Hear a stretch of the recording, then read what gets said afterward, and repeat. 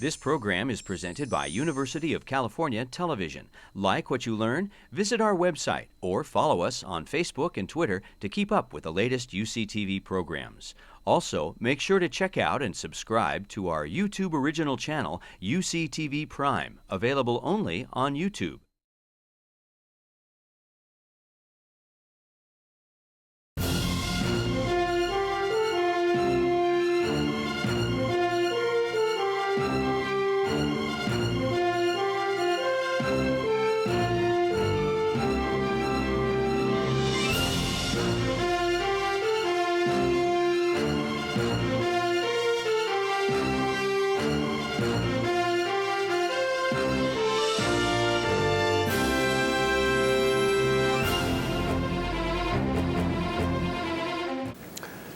Good afternoon, everyone.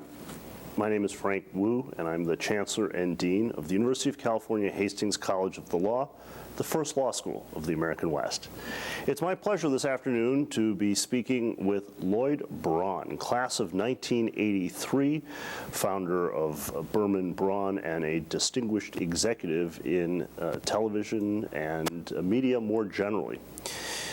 We will have an opportunity for questions and answers, so if you've ever wondered about TV shows such as Desperate Housewives or Lost or Just Shoot Me or a long list, this is the person whose mind all of these sprang from. Lloyd, let me start with a question that perhaps you've heard before. Why can't you be more like Lloyd Braun? Which some of you may know was the question asked on the very popular Seinfeld television show of a character who, not by coincidence, shares your name. I think he meant an unhappy end, working for George Costanza's father, selling computers, and as part of the Serenity Now movement, if I have that right. So if you recall on the top-rated show Seinfeld, that character who once also worked for Mayor Dinkins in New York City, how did that person come to share your name? Well, actually, they had to reshoot part of that because they thought Dinkins was going to win that election. And when Giuliani won, they had to go back and reshoot another scene and change the ending. It was Lloyd Braun's fault that Dinkins lost. Yeah, you know what? I don't even remember. It's been so long since I've seen them. I used to represent Larry David, who is a very close friend, has been a close friend of mine now for about 20 years. And I have the pleasure of playing golf with him most every weekend, which is quite an experience. And there's a period of time where he wasn't playing up to his full potential and he would want to quit. And one day he really wanted to quit on, I think on the 14th hole. I happened to be playing very well, and I had to give him some incentive to continue playing, so I offered a bet. And I said, well, how about, I'll give you a stroke a hole or something, and if I win, if you win, dinner for four anywhere in LA, if I win, it's dinner for four anyway, and if you win, same thing. And he goes, well, what do I care if you pay for my dinner? Because at that point he had made quite a bit of money. And so I said, so whatever you want. He goes, well, I get to do whatever I want with you on the show. I'm like, fine, because I'm never going to lose to him. And I hit the ball out of bounds on the 18th hole, which is almost impossible to do if you ever see this golf course. I mean, if you tried to hit it out of bounds, you couldn't. And he beat me. And I figured, Larry forgets about things in about 20 minutes. But 6 months later, my phone rings in the office. I was still practicing law. And he says, remember the bet? No, what bet? He goes, the bet. We're shooting the show, and I'm using your name, and he's a very handsome man, and you're going to love it. And anyway, to make a long story short, the reason you constantly hear Lloyd Braun, it's always Lloyd Braun, it's because every single time they do Lloyd Braun, he's like sticking it to me. and it's, so that's why it's always like, Lloyd Braun. It was never like Lloyd, it was always Lloyd Braun. Right. So then the problem is that they loved the character and the writers fell in love with it, so then they decided to do another one. Then they did a third one. So now literally I cannot, it's particularly for some reason when I fly, the show's very popular with the TSA because whenever I show my license and they look at it, they look at me and they go, "Really?" And I go, "Yes." And it's like, so I can bring anything on a plane. There you go. All right. Well, that's a wonderful anecdote, and it leads to my next question. How did you come to be Larry David's lawyer? You graduated from UC Hastings. You went into entertainment law. I didn't go into entertainment law right away. I thought I would probably go into entertainment law. My father was a very, very prominent music lawyer in the 70s and 80s, and he represented Bob Dylan and George Harrison. And have any of you seen the George Harrison HBO documentary, which is quite unbelievable? Well, I was watching it when it came out, and you know, there's a scene where they signed the settlement agreement, and George is there, and I'm like looking at this thing, and I'm like, what? And it's like my father is next to George as they're signing the settlement agreement. So I grew up in that world. It was very tough to get a job in the entertainment business then, even with connections, and I did have connections, but most entertainment law firms do not hire out of law school. And my father actually said to me that he thought I would be far better off if I could get some general experience in a big firm, corporate experience, and I did that. I ended up going to a firm called Stricken Levan for a couple of years as a corporate lawyer, which turns out to have been, I think, a wonderful thing to do. And then after 2 years, I felt that maybe now the time is right, and I ended up applying to this small boutique firm that had rejected me twice already, which is a lesson I say to my kids all the time. And because you just cannot, you can't let any of it get under your skin. And the third time I called, it so happened that very day, they had to let go of one of their young associates who they had just hired, who they found out had falsified his resume. And I think they said, "Oh, what the hell? We'll give this guy a chance." And I had my chance. And it so happened that the opening was in the television movie area. I thought that I would probably gravitate to music because I love music. I grew up in it. And this is the thing that I also say all the time to kids is there's so much serendipity. You can never think that you're going to plan your career it just doesn't happen like that. And I ended up in the television and movie area. And my very first task was, one of the firm's clients was Playboy, and they gave the young associate the task of having to look at all of the X-rated videos that Playboy was creating, because at that point in time, there were, the laws were quite different, and there were certain things that you could not show in these videos, no longer the case. And I am told by people at my office, and I would spend hours on end billing my time reviewing these videos from beginning to end, and senior partners would be walking into the conference room, and this thing would be on television, and I'm like sitting there with a legal pad, and I'm like this has got to be destroying my brain. I cannot believe this is what I'm doing out of law school. But we're still proud of you. What? Well, that's how I got my start.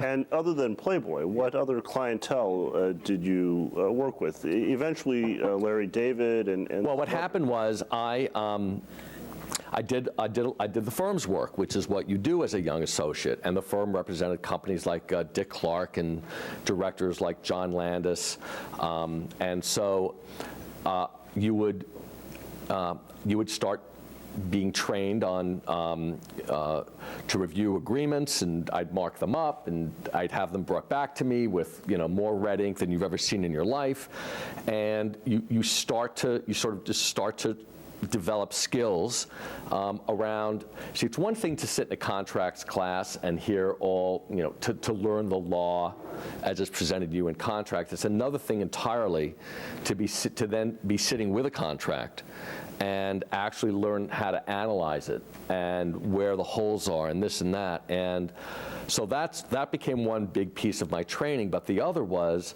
I started to get to know and go out with other people my age in the business. And eventually, you stopped being a lawyer. When did that happen? About 10 years in.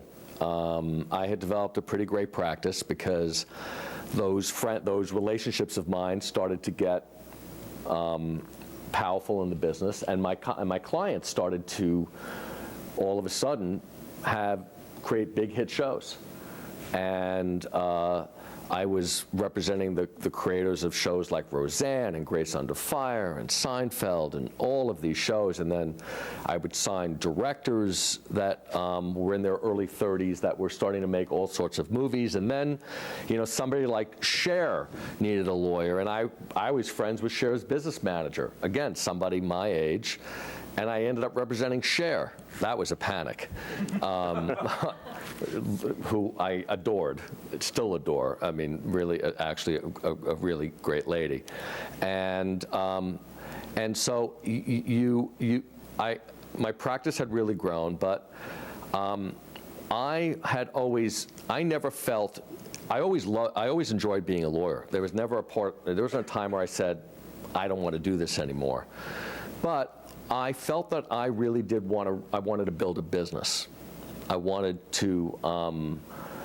did not want to only represent talent. I liked representing talent, but I wanted to build something tangible. So how did you make that jump? Many lawyers who do this type of work aspire to move over to the business or creative side. Well, serendipity again.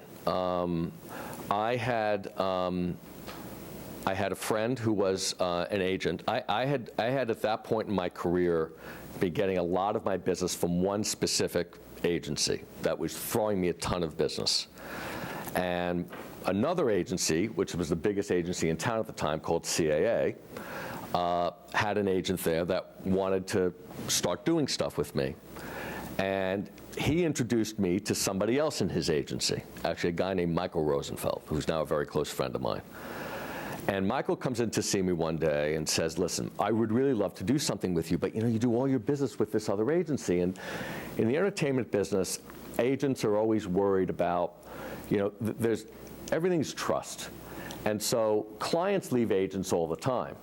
And what an agent wants on top of a lawyer who's really good and knows what they're doing is a lawyer that that's going to protect them and not in some way, shape, or form direct their client somewhere else. So you weren't yourself ever an agent? No. You worked with the agents? I worked with the agents, right. And I became very close with the agents. So this guy, Michael Rosenfeld, decided, you know what, I'll give you the next client I have that needs a lawyer, I'm going to send to you. And then he did, a guy named Paul Sims, who was writing on a show called The Larry Sanders Show. You guys remember The Larry Sanders Show? And turns out that Brad Gray and Brillstein Gray, who produced The Larry Sanders Show, wanted to make a huge deal with Paul Sims. I represented Paul Sims in the deal, and I dealt with Brad Gray, who was the principal of Brillstein Gray. We hit it off in the negotiation. He was on the other side of the negotiation. I've become very good friends. I've had more opportunities come to me from people who were on the other side of negotiations, which is another whole thing to talk about. And when the deal was done, Brad took me to lunch and asked me if I wanted to come over there and run his company, because he had just made a huge deal with ABC to create a television studio at his management company that was going to create television shows, and Brad thought I could run that. And I felt this was sort of the opportunity that I always thought about in terms of creating an asset. I was nervous about leaving my practice because my father had left his practice at the absolute peak of his practice, and his job didn't work out. He went to run a record company, and it only lasted a year. And once you give up your clients, you don't get them back. and you just don't.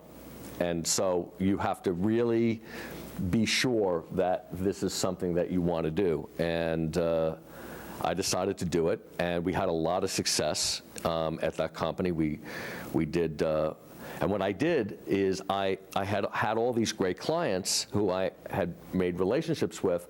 I knew who the most talented of them were, and so I made deals with all of those clients to come over into the new company. Right. Well, there's a great list of shows that you've worked on. Desperate Housewives, Grey's Anatomy, Boston Legal, The Bachelor, a few you've mentioned, The Sopranos, Just Shoot Me, News Radio. What type of television do you like to watch? Well, I find my taste has gotten narrower and narrower, quite honestly. I'm not watching a ton of network stuff anymore. When I get home from work, quite honestly, I very frequently gravitate to either ESPN or CNN or something like that. It wasn't until my kids forced me to go on Netflix 2 or 3 years ago that, and the show that got me hooked, that changed my television my habits completely, was Downton Abbey. And I didn't think you would say that, but let me tell you something. There is no guy that can honestly tell me they don't like Downton Abbey.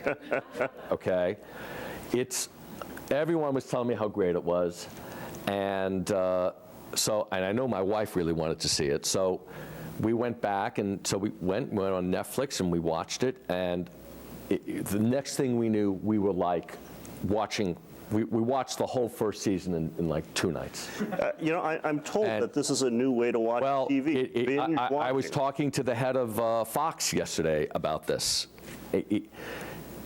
Television is completely changing, and the habits of the consumer have already changed. The problem is the business is going to take much longer to catch up, which is going to pose some enormous problems for the television business, in my opinion. And you mean the on-demand viewing? Well, the problem is that the way we all are now consuming, most of us are consuming television, is we hear Breaking Bad is great, or Mad Men's great, or Walking Dead is great, or Downton Abbey's great, or The Wire's great.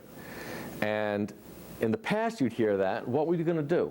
Go out and buy the DVD? No. Well, now it's so easy. You go back, you go on Netflix, you watch the pilot and the first 3 episodes or whatever, you're hooked, and it's like reading a book. You don't watch anything else until I just finished Dexter. I finally caught up on Dexter, okay? You watch it all the way through, 5 seasons, 6 seasons, you're like a madman, and literally finishing a book. How many of us read 2 books, 3 books at once? Mostly no. Then you finish it, it's like, okay, what's next? So I went from Downton Abbey to Mad Men to Walking Dead, which I watched without my wife, to Dexter. And my wife and I have the ones we watch together, and then I have like my Walking Dead, I'll watch that alone, or Game of Thrones. Like I have a whole bunch to watch when I go to New York in a couple of days. I'll watch them on the plane. And that's how we're watching television. What we're not doing is the way I grew up was you would turn on the television and you would surf. And you would find something you like, and oh, that looks interesting, I'll watch that. Well, there's no reason to do that anymore because you're already hooked on something. So when you have that free time, it's like, ooh, you know what? We have time to watch a Dexter before we go out. Let's do that. And that's how it's all evolving right now. How does that change the business end? Because the way the networks make their money, for the most part, has been through sales. Advertising. Sales of advertising. Now they also are getting some retransmission fees, but that's not an enormous amount of money yet. It's all been about sales revenue. It's about selling ads to advertisers. The problem is that the advertisers pay effectively for the live rating and now the live plus 3, which is up, if you watch it within 3 days on the DVR, it counts. That number is getting smaller and smaller and smaller because most people are not watching the shows in that window of time. They're watching them either later on the DVR, or they're watching them as I just talked about. So that pool of money, whereas the advertisers have still been paying full freight or premium amounts of money for that rating is getting so small that something's going to break. Meanwhile, all these other people who are watching it the way I'm watching it, the networks and the studios, they're not making a lot of money from that yet. They haven't figured out how to monetize that in the same kind of way. And there's fights about who gets that money, because very frequently, you look at a show like Modern Family on ABC, that show's owned by Fox. So, or you look at Homeland on Showtime, that show is owned by Fox. So if you're gonna have the show go on iTunes, who gets the money? Fox or Showtime? Fox or ABC? Or who gets the Netflix money? And it's like the Wild West. And then you've got the amount of money that they're getting paid. They don't feel it's enough, and so all of these things have to be rethought. But in the meantime, what's happening is no one really wants to confront those issues because sometimes it's like, well, you know what, the next guy will worry about this. This is like, it's so sticky that and because the advertisers are still paying the money, it's like every year there's an upfront in May, I'm sorry, and the network and the advertisers, over the course of 2 weeks, the networks make a huge amount of their money for the year. And every year, the advertisers have anteed up. And the networks are like, oh my God, thank God we made it through another year. Oh, thank God. What if it's impossible to monetize in a way that is sustainable? Here's what I mean. Well, I don't believe that's ever going to be the case, but. Well, let's solve it right here. Let's figure this out. If you're a viewer, we're now accustomed to everything being free or so cheap that we may not be willing to pay for the quality. Really? Yeah, you'll pay. Well, you'll absolutely pay. But I won't notice because I'm paying Netflix the monthly fee. You're paying Netflix. Right. But then what happens is there are so many forms of media that can be produced for such low cost. You just have to look at YouTube. Yep, no, but I disagree with you on that. All right. Yeah, there's a ton of stuff that can be paid at low cost. Most of it's crap. That's right. And if I say this to my kids. We still watch it. I had a very interesting. No, we don't. No, you don't. You don't. You are not watching Turkish folk dancers, okay? We're dancing watching on their head. Yeah, we're watching. You're not. The baby belch, and they get 1 million hits. They sell T-shirts. First of all, no one's making money from that at all. No. All right. There's no business model around that stuff. People are always going to want premium content. Now, one of the things you notice when you go on Netflix to watch these shows is they don't have all the seasons. They may have 1 or 2. Then it's like, what do I do? You know what you do? You go to Apple Television and you suck it up and you pay the $25 to get the 3rd season or the 4th season or the 5th season. Now, that may be too much for some people. Some of it's too much, maybe some of it's not enough. But I had a very interesting conversation with my nephew about 2 months ago about Breaking Bad. And we were together, and Breaking Bad was premiering that night. And by the way, that's one of the best shows I've ever seen. For those of you who have not watched Breaking Bad, go back to Netflix and you got to watch it. And I was racing back to watch the premiere that night. And my nephew says, well, just watch it online. I'm like, what do you mean watch it online? I go, you're stealing it? And he goes, yeah.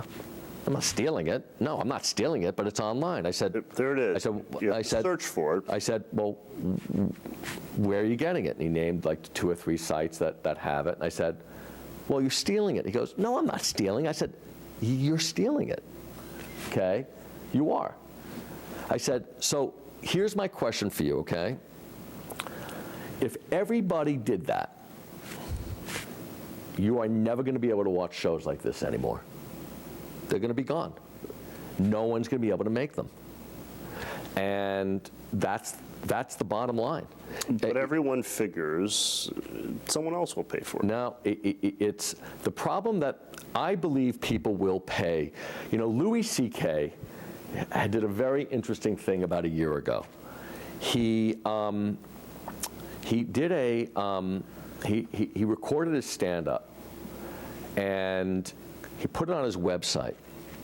And I think, I may be wrong about this, so if I am, I'm sorry. But I believe that he said, this is what you should pay for this. But you didn't have to. And, you know, this is what the cost of it was, et cetera, and people paid. I think everybody realizes that if you get something of value, it's like the basic contracts principle. You need consideration for there to be a contract, right?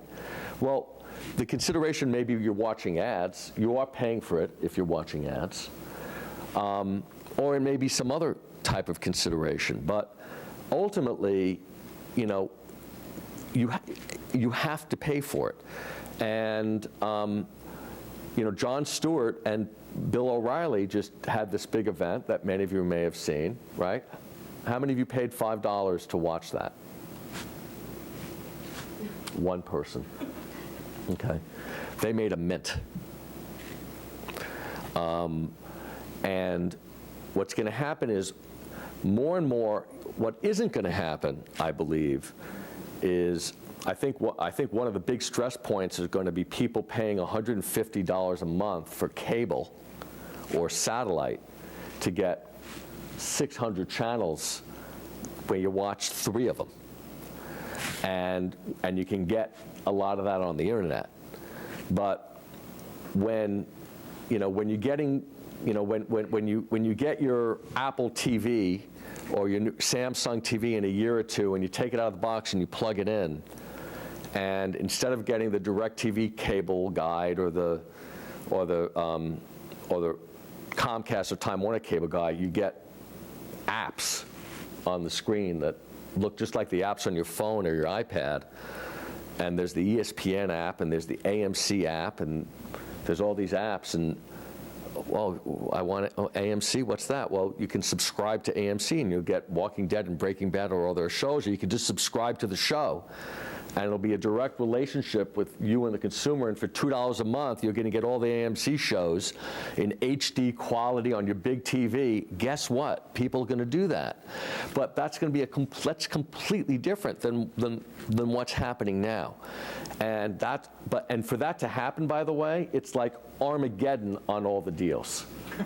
It's like what has to happen for the business to evolve to the place where it works as simply as I just laid out. I can't even think about it. Thank God it's not going to be my responsibility to figure out. So you're saying there'll be the same amount of revenue, it will just be split up very differently among the different companies? I don't know if it'll be the same amount of revenue. I think ultimately there may be a lot more revenue. But it's going to be you know, first of all, the media business has to learn from the record business, which is what you can't do is say, well, I'm just not going to let the consumer have it in this format, because, you know, that was the problem, is they were so nervous about digital destroying the record business and the CD business that there was never an alternative until really basically it was too late. And you've got to be able to, you can't stand in the way of technology. People are going to want to consume all this stuff on every platform, wherever they are. We should all, quite honestly, you should all be able to have the giant game right now on your iPhone if you want it. You should be. It could happen. There's no reason why. All right. Why isn't it happening? Because the baseball rights only went to here, and these don't have the rights, and it's all deal making. That's why you can't get it right now. But the truth of the matter is, you're a huge audience that could be watching the Giant game or the A's game or whatever it is on your device right now, and you're not. Ultimately, you're going to be able to do this, to consume content anywhere, and there's going to be a lot of different ways to pay for it. Some of it will be with advertising. You know, I play Words with Friends, okay? And it has advertising. And it's like, oh, I finally got sick of it. I paid. Get rid of the ads. So there'll be some types, and sometimes you'll say, no, I'll sit through the ads, I don't want to pay. Or I don't want to deal with the ads, or I want the HD, I want the incredible HD quality. You know, maybe you'll pay more for it. You pay more right now from Apple TV if you want HD than if you don't want HD. So there's going to be a lot of different, you're going to have a lot of choices of what to do. And this perhaps is what led you to move over to Yahoo to run all of their media. When did that happen? Well, that happened after I left ABC. And I had to figure out what the next chapter of my career was going to be, and I had a very unusual time at ABC towards the end, because my whole executive team was let go as our shows were about to go on the air. And then a whole bunch of them became monster hits. So it was one of these very unusual, kind of crazy times. Well, let's pause there for a moment. What type of show did you like to make? Well, I liked big swings, and so Lost represented the kind of show I wanted to make. I mean, Lost was my sort of baby. I mean, I came up with the idea. Save it for the end, but that's all right. So tell us about Lost, which was your idea. What was the secret of Lost? What do you mean, the secret to? Of the island, at the beginning. Now, I know it changed over time, and well, the finale may have been a little ambiguous, but when you came up with the idea, well, first of all, I only came up with, you know, I don't create any of these shows. Really brilliant writers create these shows. With a handful of them, I came up with the core concept. So with Lost, I happened to be in Hawaii, and we were staying at this beautiful hotel, and we were getting ready for dinner, and everyone was running late, my wife and 4 kids, so I went to the beach to go watch the sunset. I got a drink, and I had just seen the movie Castaway the night before, and I was sort of staring at the beach, like wondering how could you do a series about Castaway, and you couldn't, because no one would want to watch a series about one guy and a volleyball. and then the thought said, well, what if I did? It was like Survivor. It was like a whole bunch of random people were together, and they were in a plane, and the plane crashed on an island, and it became like Lord of the Flies, and they had to like form a society and figure out how to get off the island, and I had this title from a couple of years earlier called Lost, from an old Conan O'Brien show. Conan O'Brien had produced a reality show called Lost, where they took people and they put them somewhere in the world. They didn't know where they were, and they had to get back home. And I remember seeing promos for this thing, for the show called Lost, and it was like, God, that's the best name for a show ever. I can't believe I didn't think of that title for something. And when the show was canceled, I said, I'm going to use that title one day.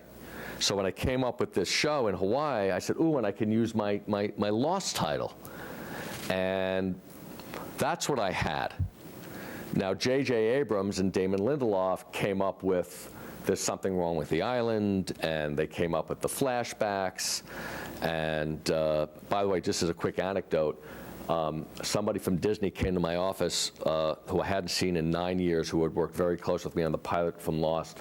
I had not seen him since I left, and he had saved for me the hatch. Do you guys know the hatch? I have the hatch in my office. What? It's very cool. And so the island, when there was something wrong with the island, it was going to be an experimental island that the military is using for experiments, and that's why the polar bear was there in the pilot and all this other kind of stuff. But what happens is, as the show goes many, many years, writers have to rethink some of these things, because to get 6, 7 years out of 8 years out of some of these concepts are not made to live that long. I mean, maybe they're 3. I mean, Damon, I know, did not want to do that show more than, I think, 4 years, 5 years, but it was such a big hit, and the network needed it so badly that they, they got into time travel and all this other stuff, and so it gets tricky. So you helped develop Lost, but then you said everyone was let go from ABC. Yeah, we were all fired. But again, before Lost went on the air, so they didn't know. After we made it, and before, we had made Grey's Anatomy, Housewives, all those shows. Oh, Siri just went off. Technology. So we had made all those shows, but for a whole bunch of reasons that I won't bore you with, the network had been doing poorly for many, many, many years, ever since Who Wants to Be a Millionaire time. And we all knew they were probably going to make a change. Lost was not a cheap pilot to make. Nope. It was, I think it was about $13 million, which was the most expensive pilot ever made. However, I will tell you that there was less risk on that pilot than any pilot we made that year, because it's not about, and I say this all the time, it's not about what these things cost. It's what's your P&L look like on the show.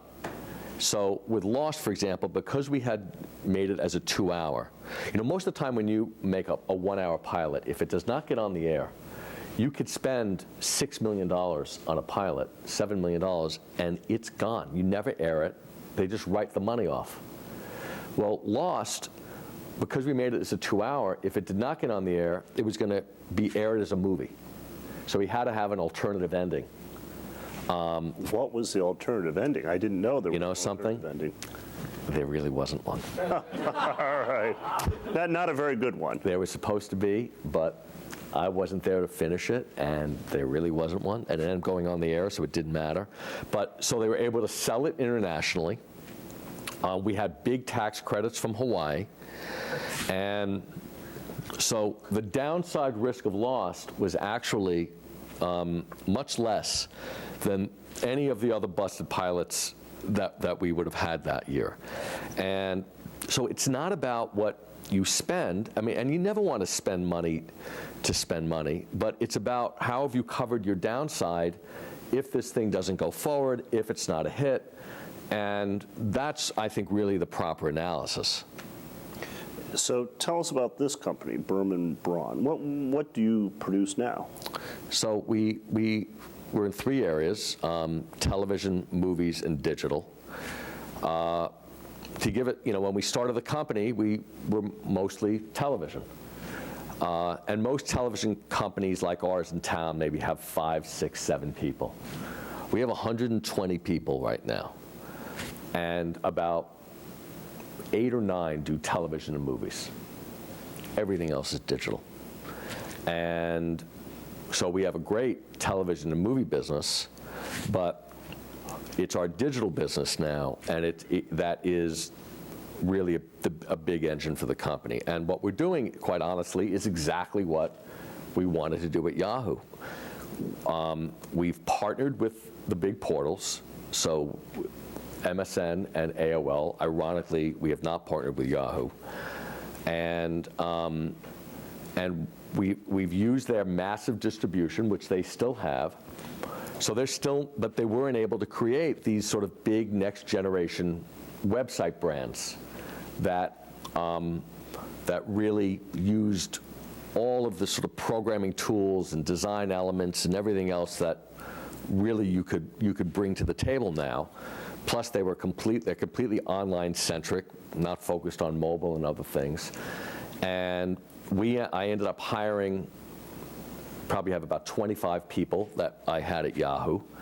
And then we've obviously hired many more beyond that, where we create, for instance, for MSN, we have a site called Wonderwall, which is the celebrity news site on MSN. That site did 1 billion page views last month. So when you say that that's your site, you create all the content. No, we create everything. We're like, the whole thing. Think of it like Pixar. Right. We design it, we build it, we operate it. We have our own engineers, our own product people, our own designers, our own editors. So all the technology, too. Everything.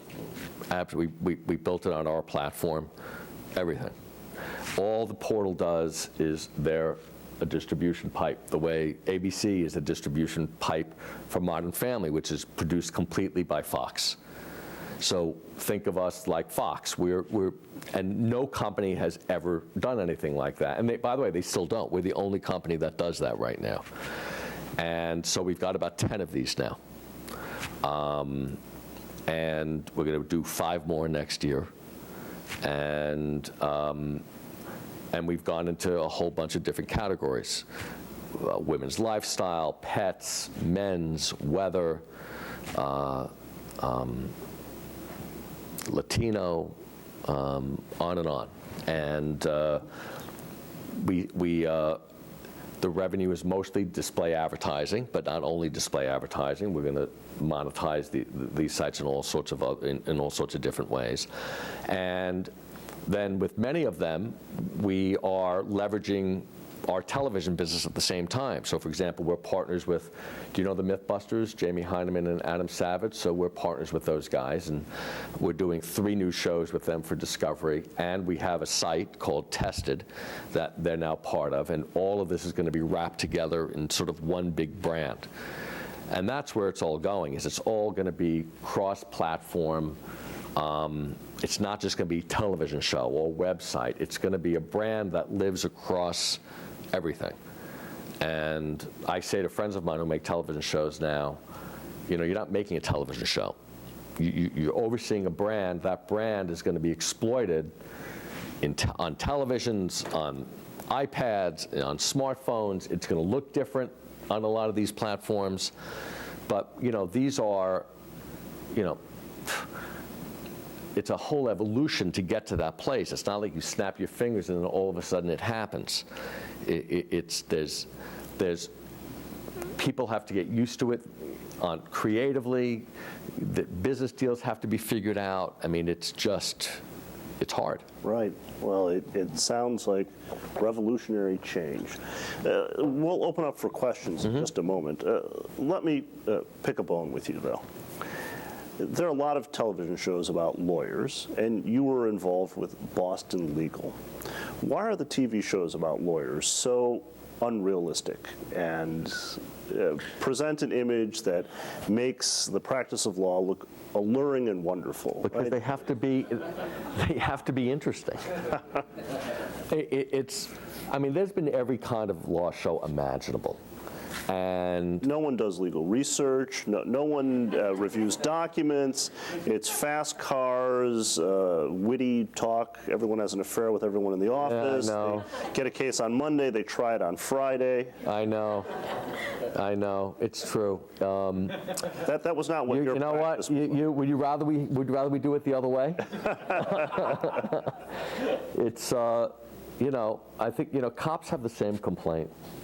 It's I'll tell you, if you want to see a series that is a law show that is dead real, has anyone seen The Staircase? Never heard of it. Okay, so there should be an assignment that all the law students get. The Staircase. It's The Staircase. It's either 6 or 8 episodes. I think it's on Netflix. Does anyone remember the Michael Peterson case where Michael Peterson was accused of murdering his wife? Yes. Okay, so somehow they got a film crew from I don't remember from the moment he was arrested or before he was arrested, and they are following Michael Peterson and the defense Scott team. Peterson, I think. No, it's Michael Peterson. It's not. No, it's not Drew Peterson. Well, a real defendant. Maybe it's not Michael Peterson. Maybe it's Michael. One of many accused. It's the real guy. By the way, I'm watching the first episode. I'm like, this can't be the real guy. These cannot be the real lawyers. And I went online. It's real. Oh, it's real. And it's real. And you're following the defense team through what is the craziest case. And it's completely captivating. Do not go online, though, and read about this, because after you watch this series, you'll go online, but you cannot do this until you watch it. And then you see what's happened since it ended, and it's like, you have got to be kidding me, because there's more. And it's all real. But that means it could be done. We have looked at how to do it. Real show. We have looked at actually how to do something like the staircase, but it's a miracle when you find a case like that is that interesting. And by the way, they didn't know, because they were shooting this thing in real time. And when you see the stuff that happens along this journey, it's like, are you kidding me? And it happens like during, like they find the murder weapon, like at a certain moment in time. It's like, this cannot be. And it's real. Right. It's like. We will check it out. I'm telling you, it's great. It's great television. So let me open the floor for questions from our faculty and students and graduates. There's so many people who have learned quite a bit about not just your career, but about modern media. So please do feel free to come up to the microphone that is to my right, your left, and we would welcome some questions.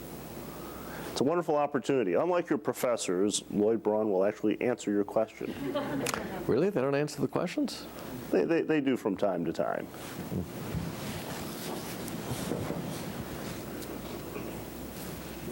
So I'm wondering, with all this change that you're describing, and I'm not sure you can answer this question, but I'll ask it anyway, is the entertainment getting better, however you might define better? I actually think it is getting better. I think there are more terrific. I would say yes in television. I would say yes online. I would say no in movies. Movies. Well, I'll give you my theory on well, first let's start with television. With the explosion in cable networks, and the need for cable networks to have their own signature programming, because the only way the cable networks are going to get the kind of fees that they want to get from the cable providers, they have to have must-have programming. That's what they all learned. That's what The Sopranos taught everybody. And so they have to create some must-see original stuff.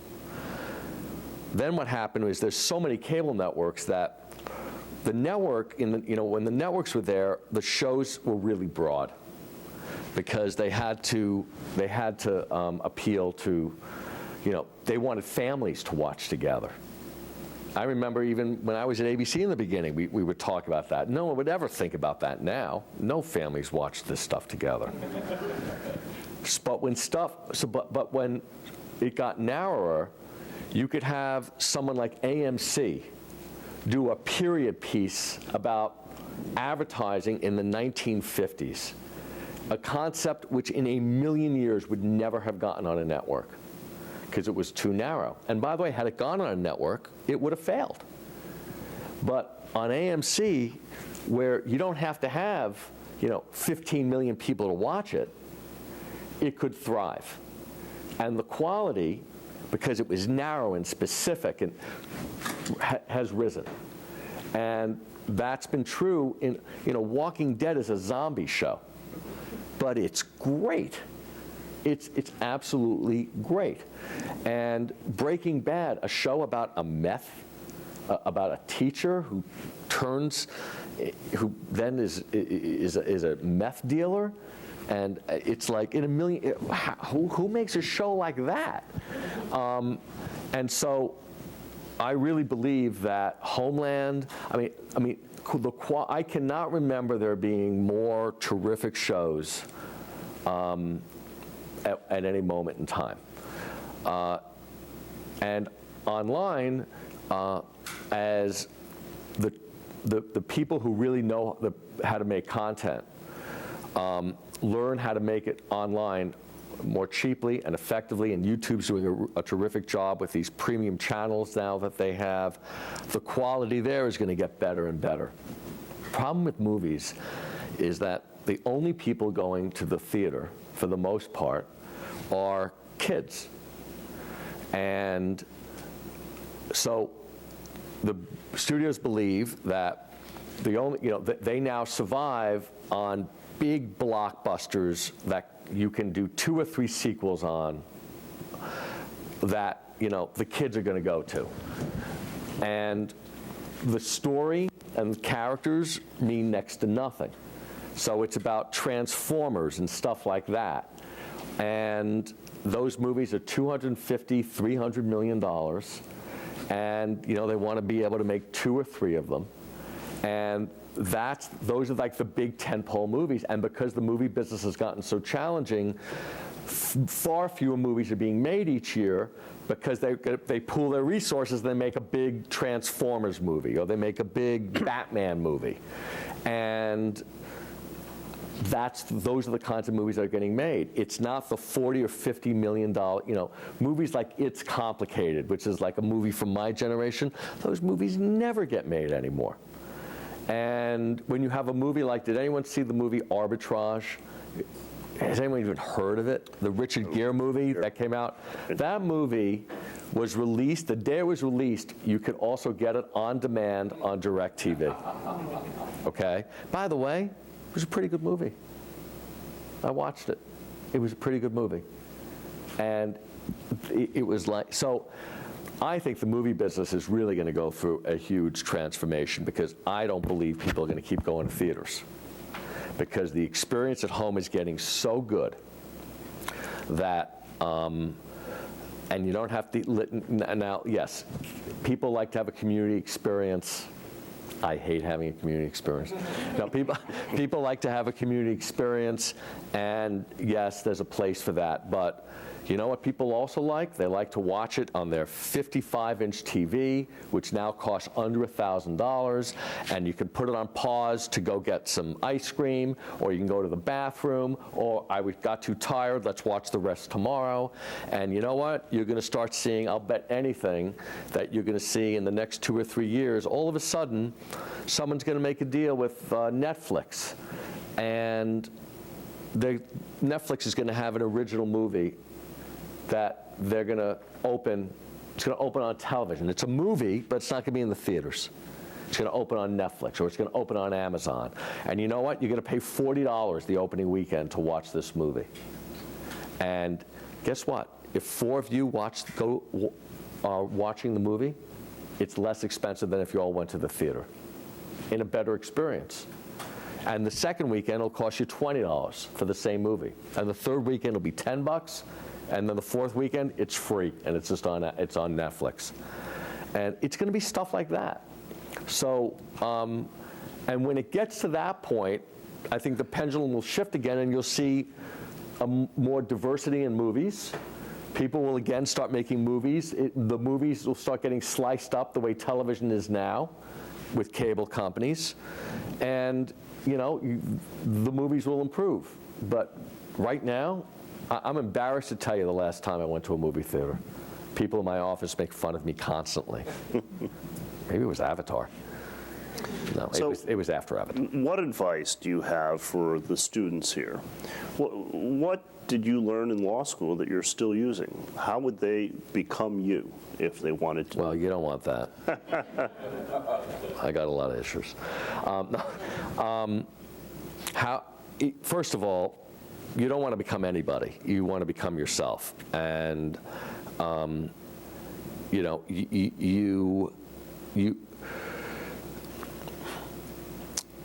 there's no one-size-fits-all answer to this question.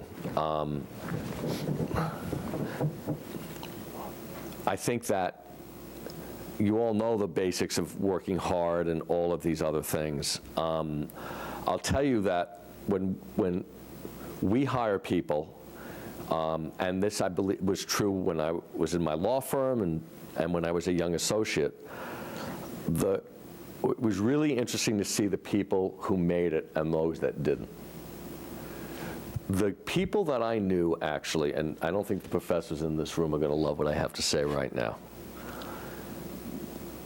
Some of the people I knew that had the highest GPAs and the highest board scores were terrible lawyers.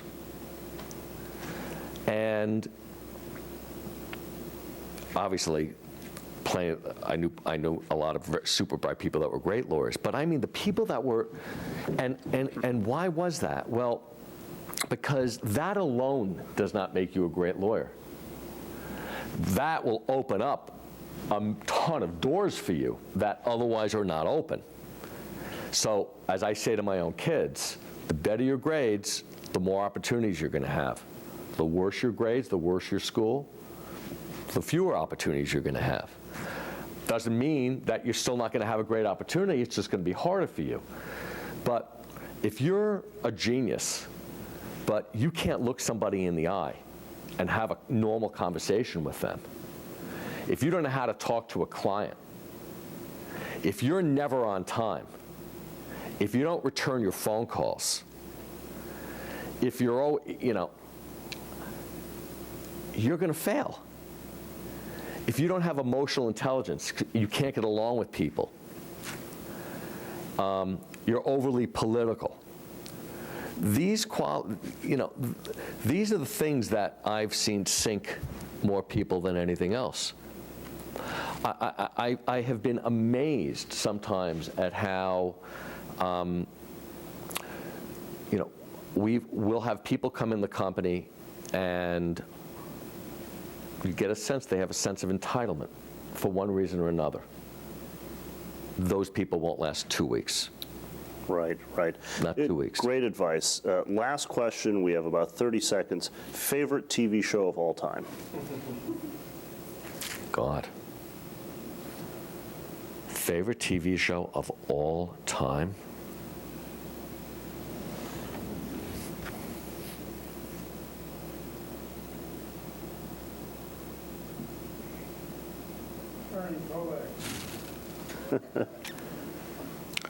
God, that's a hard question.